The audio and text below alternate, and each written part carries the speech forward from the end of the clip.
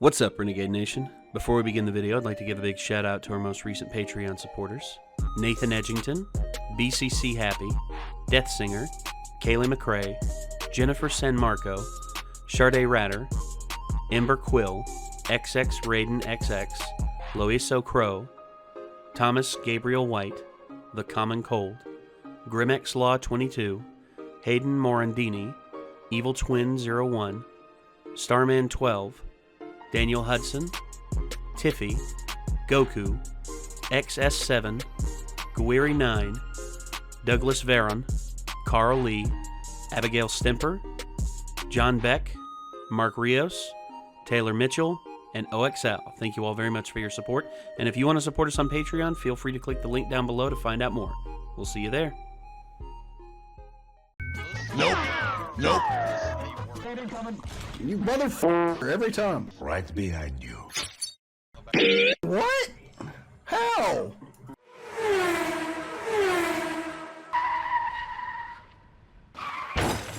Oh, damn it. How am I going to explain this to my wife?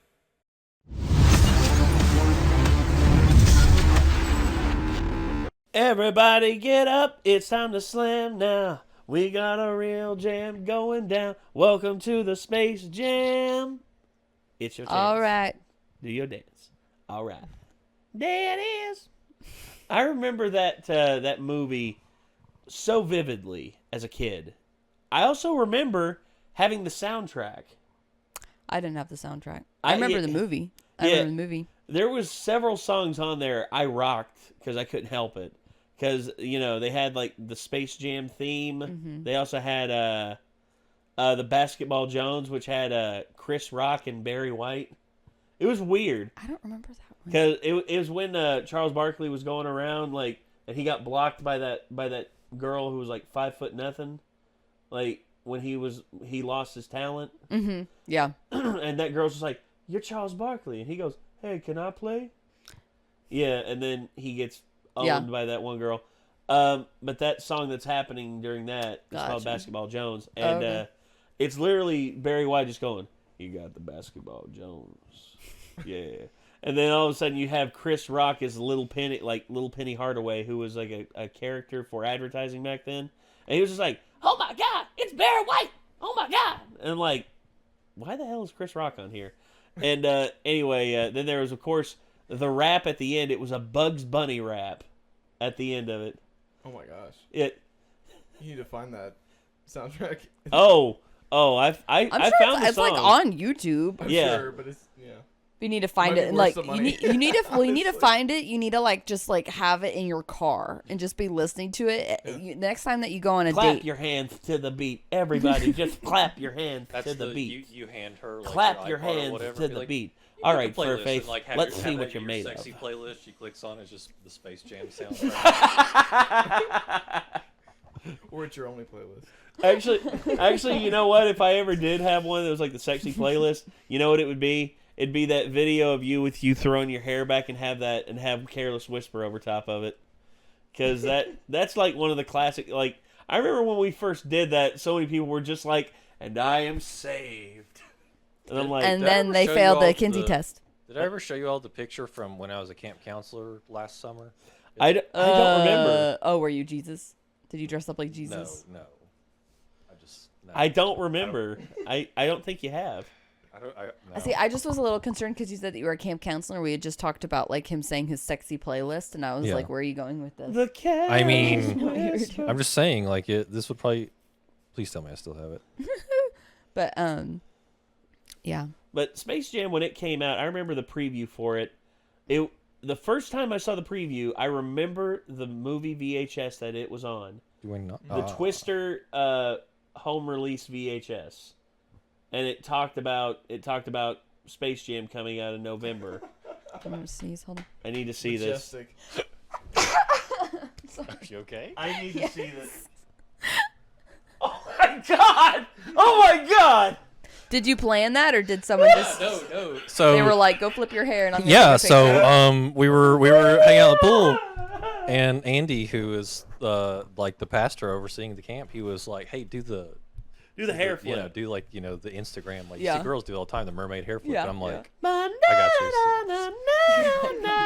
And he was like, I got it. That's actually like my little icon on Booer's phone. That's so if I call her text, that's That pops up there. You should make that your Facebook picture. no. Your profile pic. And be like, hello, ladies. God. So, Doug Walker, the Nostalgia Critic, very, very cool person. And liker of the channel, unbelievably. Yeah. I still can't believe that. He provided us with a Space Jam review a long time ago. Look at that format. Yeah. 4:3 format, and also, look how young Doug is. So young, so full of hope. Still having hair on his head. Still calling himself the nostalgic. Man, why you gotta call him out like that? Like he's gonna unlike us. I'm just he said he said it himself. I love you, It's Doug. fine if you talk bad about yourself. Whether people talk smack, then sometimes it. Well, honestly, I'm a master of self-deprecation. But that doesn't mean that he's gonna let you talk bad about him. He's had fans do that before. Like they say it tongue in cheek. Yeah, now all the they're time. dead. No, but he did fire them from his website, so that's probably something. Either that or they quit. Oh A fate no. worse What's he than up to death. nowadays? Oh, Doug still doing the Nostalgia Critic. Yeah, he still doesn't. He did Nostalgia Critic. He went away from Nostalgia Critic, and then he came back to Nostalgia Critic. Yeah, it was all because he suffered from depression. Had a bout with it, and he also had burnout as well. Burnout does That's happen. so Doing it for so big. long. That's so big with just like YouTube and also with Twitch. Yeah. Because I'm seeing, and I don't know if it's just like a pattern of the types of people that don't like being in a traditional work environment, and so they go over to YouTube and they go over to Twitch. Are the types of people that tend to deal with things like depression, or if it's just that it's easy to be depressed when you're in an environment. It's lonely. Career. That's true. It's lonely. You can't trust everybody. You have a lot of people wanting things from you all the time, constantly judging you, isolating. Yeah. Maybe it's a combination of both. Yeah. You know? Well, just know, Doug, I love you, man. You've been one of my biggest inspirations on the internet, and I figured why not go back to one of his old reviews? Yeah. Because this one was recommended on our Discord, and There you go. yeah, I guess let's get into it. Yeah. Also, short runtime too. Only 11 minutes. Yeah, his Nostalgia Critic tends to be longer than that. Yeah, the Toonami one was like an hour. Yeah, that one was. Oh. That one was awesome though. All right, here we go. Hello, I'm the Nostalgia Critic. I remember it so you don't have to. You know, I love the Looney Tunes. Who doesn't? They're funny, they're clever, they're unique, they're absolutely wonderful. And you wanna know what else? I love basketball. Again, who doesn't? It's fun, it's intense, it gives you a rush of energy. It's also absolutely wonderful. However, you want to be sure to keep these two elements as far away from each other as humanly possible. Because if you don't, you get fucking Space Jam! The worst piece of commercialized half-baked horseshit that ever hit the...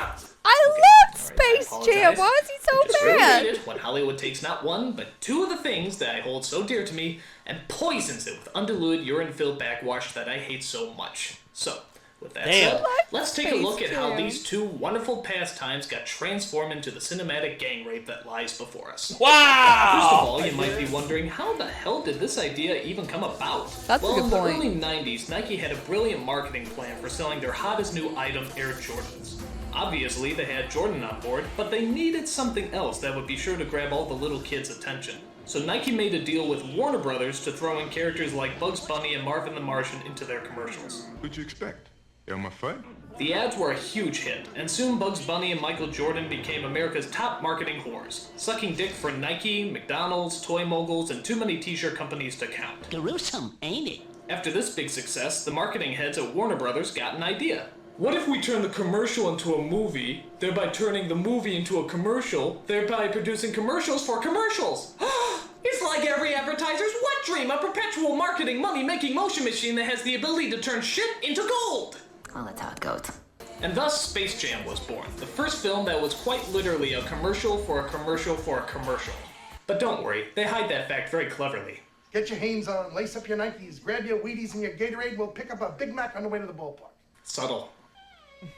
But still, a movie with two of America's most treasured icons was a pretty big deal, and we knew that the heads of Hollywood wouldn't just throw any crap together for their money-making prized possessions. Obviously. So tell us then, what's the story?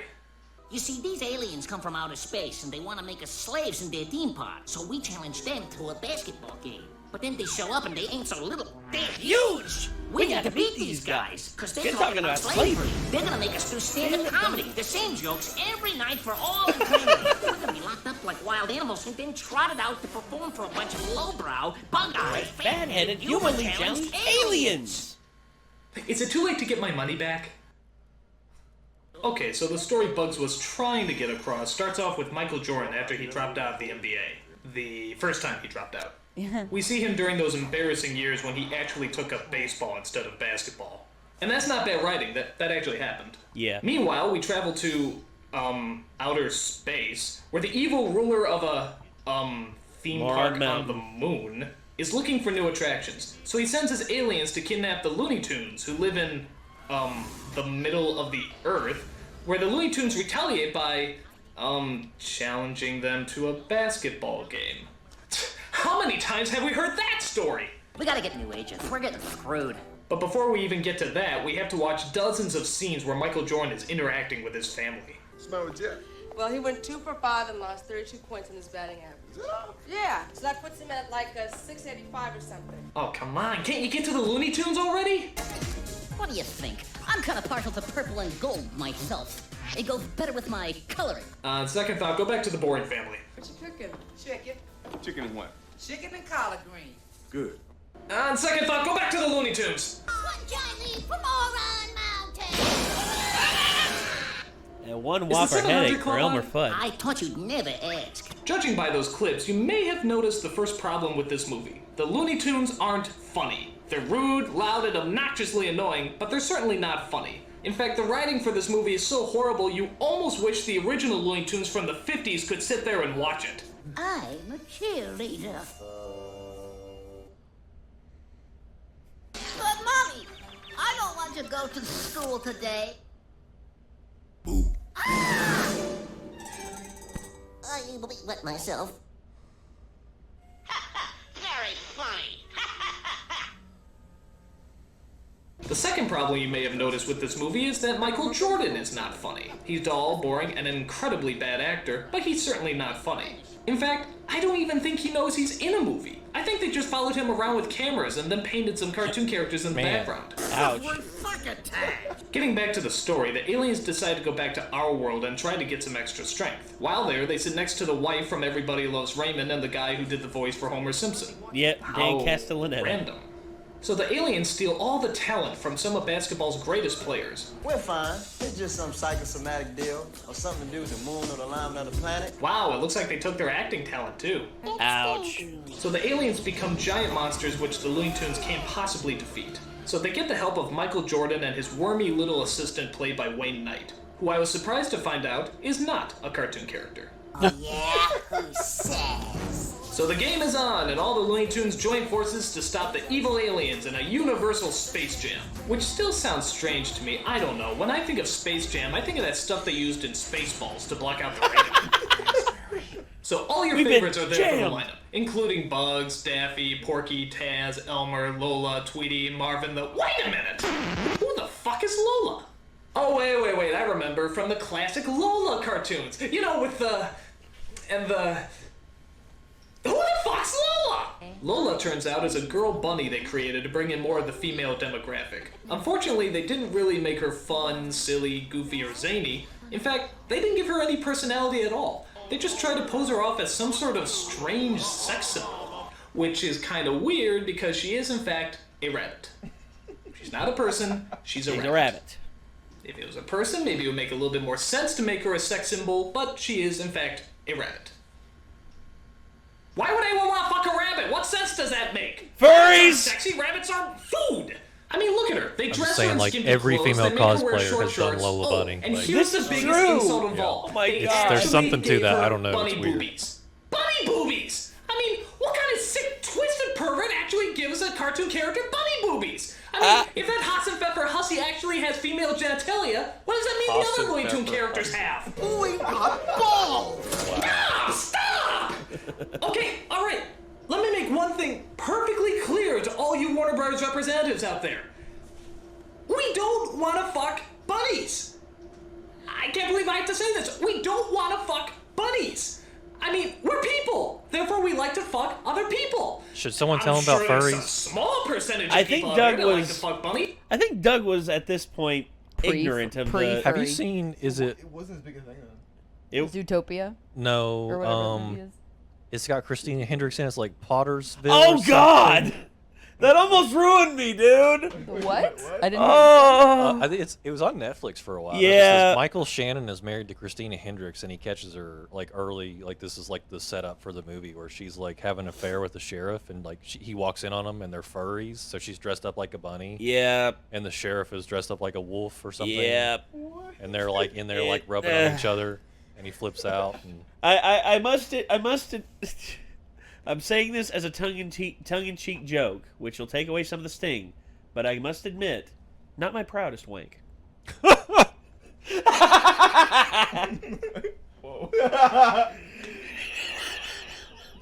I mean, it's like, hey, you know, $20 is $20. Christina Hendricks is Christina Hendricks, you know. I just said it because I saw that in the Soviet Womble video the other day, because where he's a communist, he said, and I must admit, listening to Hanoi Hannah, you know, from Vietnam, you know, talk about, you know, the glories of communism and everything. He's like, I must admit, not my proudest wank. Oh, I'm sorry. I derailed that entire thing there. I mean, I started it. Well, you started talking about Christina Hendricks, dude. And here's the thing. She's not married anymore. So Christina, I know you're never going to see this video, but just know this. I love you. She might. You never know. Yeah. Weirder things have happened. Yes. For instance, Doug Walker is aware that we exist. God. But that hardly seems like a very profitable demographic. I mean, I put it to you. Have you ever seen a bunny that you actually had the hots for? That doesn't count! Okay, so aside from promoting bestiality to kids, the film also has the worst camera shots in the entire world. That is to say, they're all extreme close-ups. Seriously, I feel like all the characters in this movie are about to French me. These shots are so close, I keep thinking the camera's gonna hit them in the face, like in the opening of Aladdin. Too close, a little too close. So all the Looney Tune characters, Bugs, Daffy, Taz, Ho, and so forth, pretty much get their animated asses handed to them. And trust me when I say no one is spared. Granny! Dude, did they just beat the shit out of Granny? Yeah. No, they dogpiled They her. just beat the shit out of Granny! They actually tackled, punched, and kicked an innocent old lady who never harmed anyone in her life! She was the cheerleader. Can I see it again? One more time. Oh my god, I could watch that forever. But unfortunately, the movie continues, and it turns out that Michael Jordan and his Looney Tunes are actually short one player. Who could they possibly get? Bill frickin' Murray. Oh no, Bill! What are you doing? You still got a career to lose! Perhaps I could be of some assistance. Go! Get out! There's still time! Look, you made it through Larger Than Life, and you made it through The Man Who Knew Too Little, but I just don't think you can survive this! This is why I was born. Okay, I'm gonna give you the name of a director here, Sofia Coppola. She's kind of a newcomer, but she has a lot of promise. Lost in translation. Think about it. Very funny. Of course it comes down to a tied game, and it's up to Michael Jordan to score the final point. But, in a stunning turn of events, they actually don't win. They lose the game, defying all cinematic conventions. Michael Jordan finds out that he is an imperfect human being, a fallen hero. He discovers the burden and responsibility that having such great power requires. But he also finds that strength comes from the mind and soul, and not just from athletic accomplishments. And though not the happiest ending, the film teaches children that even in their darkest moments, you can always find unity in yourself. And that, my friend, is the essence of all mankind. Nah, just kidding. He makes the basket and wins. So the Looney Tunes give Michael back home, give the players back their talent, and return to being their phenomenally unfunny selves. But Jordan still has one last thing to settle. Man, you know he doesn't play basketball anymore. You know, he probably doesn't even have it anymore, guys. It's only one way to find out. Welcome back, Michael Jordan! Oh, I see. It's because of the Looney Tunes that Michael Jordan came back to basketball.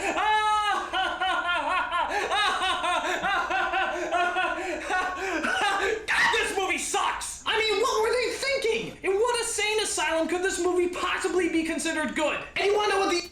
As a child, I liked it. As a kid, I thought it was loved it. great. I loved it. I Yeah. probably haven't seen it in over 15 years. As Yeah, it's been a long I've time. watched it, and I got to be honest, the plot does not hold up. Yeah. The plot does not hold up. It's stupid, but yet this was made for kids. Yeah. What movie held up from our childhood, you know? And it has the innuendos in there to try and keep the adults entertained, but doesn't work. Yeah. Yeah. Sorry. The amazing thing is, this movie actually had 4 writers! 4 writers! And not one of them knew that they were writing intergalactic pig shit! I mean, can you imagine what the writing session with these 4 morons was like? I see aliens. I also see Michael Jordan being sucked down a golf hole to win a basketball game against Bugs Bunny. Actually, that explains a lot. That's it. We're out of here. I'm the Nostalgia Critic. I remember it so you don't have to. God, what a bad movie. Yeah. So, as a kid, I liked it a lot. Oh yeah, I love the crap out of that. Yeah. Oh, I loved it. I mean, Again, that was one of my 3 movies that I watched like all the time. I could still put on the nostalgia goggles and enjoy the shit out of that. Also, you got to remember, Doug is a lot older than us. That's true. Doug, I think, was 15 or 16 when this came out. So, by that point, you know, he was probably past this kind of stuff. But as a critic, he just has to look at it objectively. I totally get it. Yeah, I get it too. I get it as well. Mm-hmm. And I mean, I get his point. I just, you know, sometimes, like, again, I feel like we get caught up in the nostalgia. I mean, I love a lot of dumb stuff. I'm not ashamed. Yeah. I mean, like, Little Or at least Rascals is not a good movie. The amount of specific shame doesn't outweigh just the general shame I have all the time, so I don't really notice it. this is probably my favorite scene from the entire film. Optimo kaboom, Willie.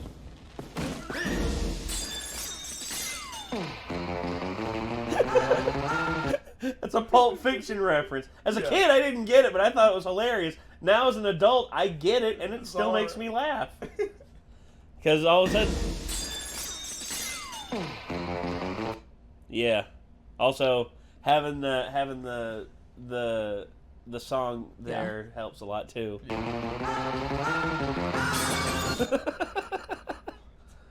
It's honestly some of the dumbest stuff, but you know what? It still works for the most part. I mean, I don't know if it's necessarily that it quote unquote like works. You know what I mean? Because it's like again, like you guys were saying, like plot doesn't hold up and all this kind of stuff. But it's like, I don't know. I mean, it's more it kept kids entertained. I mean, if you think about it, it's like, yeah, it's like it's brightly colored. I mean, have you guys ever gone back and watched like the movie Troll in Central Park? Do you guys remember that? Yeah. Troll in Central Park, Princess and the Goblin. Wait, Princess and the Goblin. Princess and the Goblin. Yeah, look it up. Well, this has a lot of things that kids of this generation or that generation loved, which was slapstick. Like it Slapstick kinda and deviated bright from, colors. Like, the older, 50s cartoons where it was kind of about the more clever jokes and more clever moments, but this it just became slapstick. Oh, I remember seeing this, but I remember seeing this, but I can't recall any of it. Watch not the full length movie, obviously, but like. No, that's like the. That's the original. That's like a tale. Oh, wow! A Japanese, British, Hungarian, American anime. What a crossover! This is like the what is it? Endgame is the most ambitious crossover of all time. Hold my beer. Nope. Oh Princess and the Goblin has something to say about that. Look up the trailer, Princess and the Goblin. Oh, Look gosh. it up. But like I remember I loved that movie and I thought it was so good and colorful and pretty and I liked the princess and yeah, 1991, it was a year before I was born. I was 3. The king's arrived! It's the king! It's the king! It's the king! Like they really tried. Time long ago, in a place beyond your dreams, Father! lived the beloved daughter of a noble king. The sun beamed The king. Why is it bright showing on the this king so happy much? He was land there in like 2 scenes. Until they discovered that something lurked down below. Goblins? Everyone knows about the goblins and their pets. We should take revenge! They're evil. If they want something, nothing will stop them. It'll take more than a few goblins to make me frightened. Now, this brave and beautiful princess You didn't tell me you were a princess. You didn't ask. has met a boy who knows the goblin's secrets. There's one thing they can't stand. It's a song, see?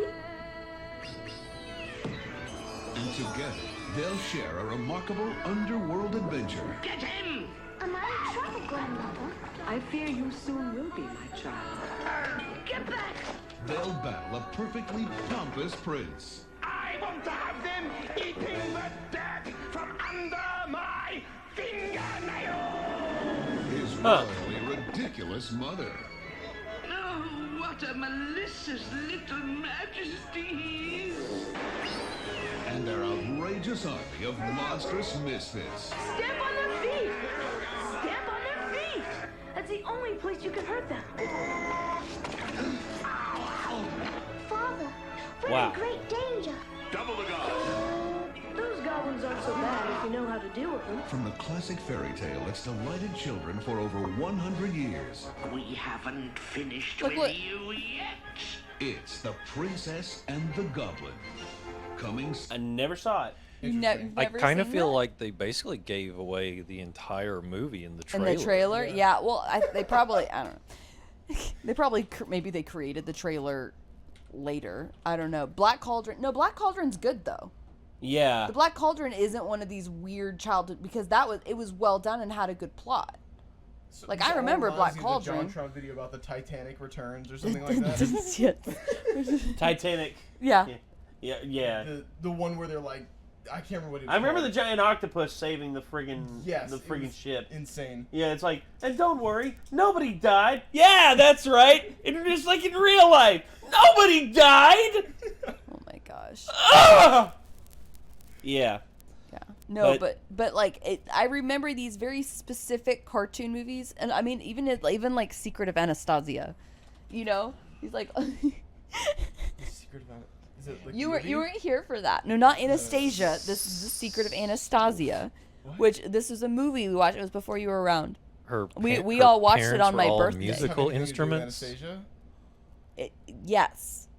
What? It's the same story. It's the same story. Except her family It's like were a- turned into instruments. It's and a she gas forgot station that movie. They were her family. It's a gas station movie. Whoa. Oh. That sounds awesome. I forget what the name of this daggone movie is. When I was a kid, there was a movie that had a fox, and his uncle taught him how to be a fox, and he pretty much had to learn how to be a fox in order to survive. And the end of the film is like a big dramatic moment where him and his friends are getting chased down by the hunter on the land, and he goes and he kills all the chickens that the guy has. Like you don't see it, but you can hear like the chickens getting killed in the coop, and it's just like, wait a second, what? What the heck? Revenge? Ooh, look up the trailer for Argon Quest. Oh God! But you should let the people watch it because with the other trailer you didn't put it on the screen. I'll put it up. I'll put it up. in Argon post. Quest. Yeah. Trailer, because you don't want the full movie's on here, but you don't want that. You want the Argon Quest trailer. Oh my God. They kind of look. Wow. Dang it! It's not showing us except for like the main Oh one. crap! The Quest for Camelot. That was good. That had a good plot. Yeah. That had a good plot. I thought That it was was pretty fun good. for a kids movie. It was pretty well rounded for a kids movie. I'm not saying it's a Pixar, but it was pretty well rounded for a kids movie. It was the top one, but they only have the full movie. They don't have the trailer. Oh my gosh. But that one, I had that on VHS. I did. I had did Argon not. Quest on VHS. It's this weird Canadian movie that was like made in someone's backyard with giant puppets. That sounds amazing. Guys, Argon Quest is Some of these movies on you YouTube. just sit down and watch it. Oh, we should watch. Do a live stream of Argon Quest. I freaking love like we did. Oh, The Secret of Anastasia. Just. It looks like it's not even copyrighted, so we could just watch it on Twitch if you wanted to. Yeah. Or a YouTube live stream. Yeah. Now, y'all that were here years ago, you remember this, but Octo was not here, and anybody that's new, Secret of Anastasia, that one. Yeah. Oh, it's on here now. Yes. In the sun.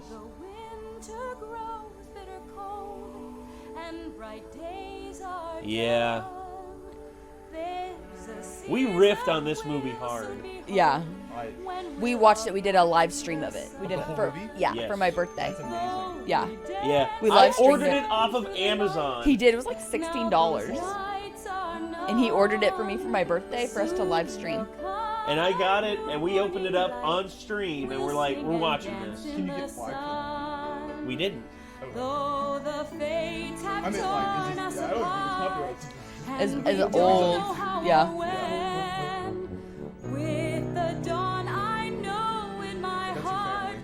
She doesn't know it. She doesn't know it until the end. No, she doesn't. She doesn't know. She just thinks they're they think that they're like her guardian angels. When she gains her memory back, they all die and go to heaven in Watch like this, a golden. spooky song by mist. I'm Prince Charmless. Yeah. Yeah. Oh, that's right. He's the villain. This is the one that has probably one of the more inconceivable moments ever. If you want the picture of a charming prince, I take the cake.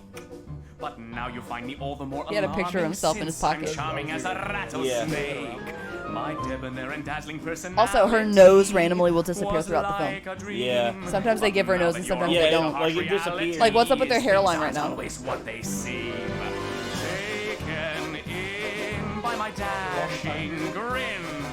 You have failed to note the pointy teeth. Ugh.